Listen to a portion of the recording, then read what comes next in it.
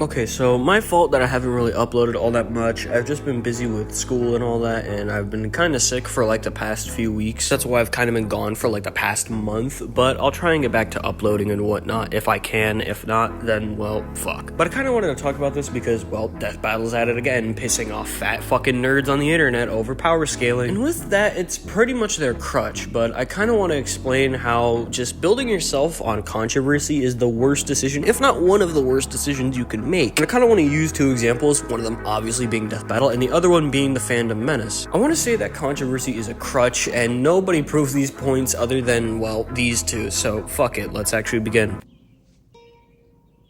What the fuck is this piece of shit?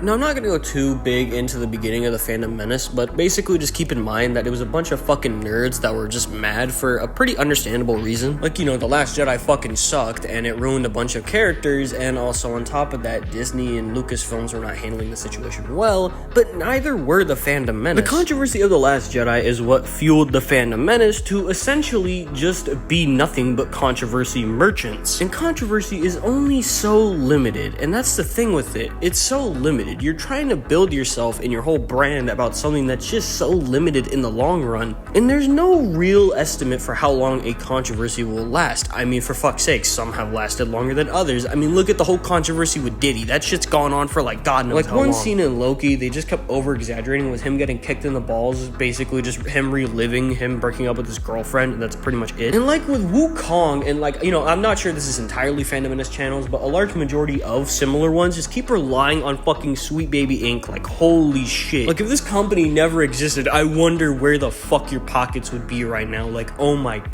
Controversy is basically like a drug on the internet. At first, you get it, you know, you get your clicks, you get your views, and then you start basically getting addicted to controversy more and more and more. And it gets to the point where you just need even the smallest penny worth of fucking controversy just to even go by. And that's exactly what the Fandom Menace are doing. They're pretty much relying on any small controversy they could find to try and make rent because, well, they decided to build their brand on controversy. Speaking of rent money,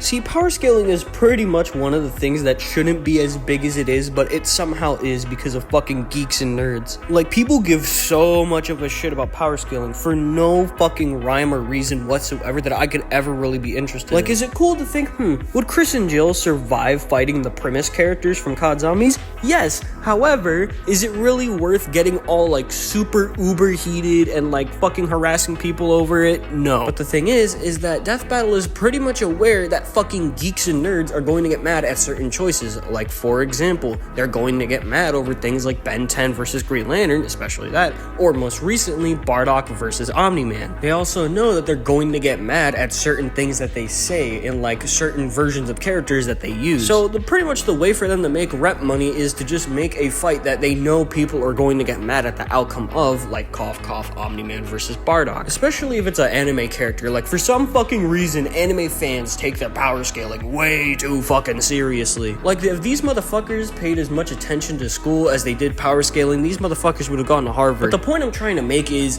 that Death Battle knows that fanboys are going to start controversies and all this shit over fights like, again, Omni-Man versus Bardock or Ben 10 versus Green Lantern. So they'll make these fights where they know people are going to get pissed off, and then they pretty much just ride on the controversy of it. But the thing is that, again, controversy is so limited, and sometimes it doesn't really last long, so they're basically in a cycle where they make controversial fight, people get mad, they make other fights, people don't care, they need to basically make fucking money from this thing, so they make another controversial fight, rinse and repeat. It's an endless cycle, and Death Battle is aware of it, but they just kind of want the money from all the angry fanboys, so there you go. Like, even if it's a fight that nobody's really going to care about. Like, bro, I've seen people get mad over the smallest Death Battle fights that I've never even heard of, nor even care about. And Death Battle knows that they're pretty much a brand that's just known for its controversy at this point, and they want to continue the cycle just to harvest money from all the fat, angry nerds about power scaling.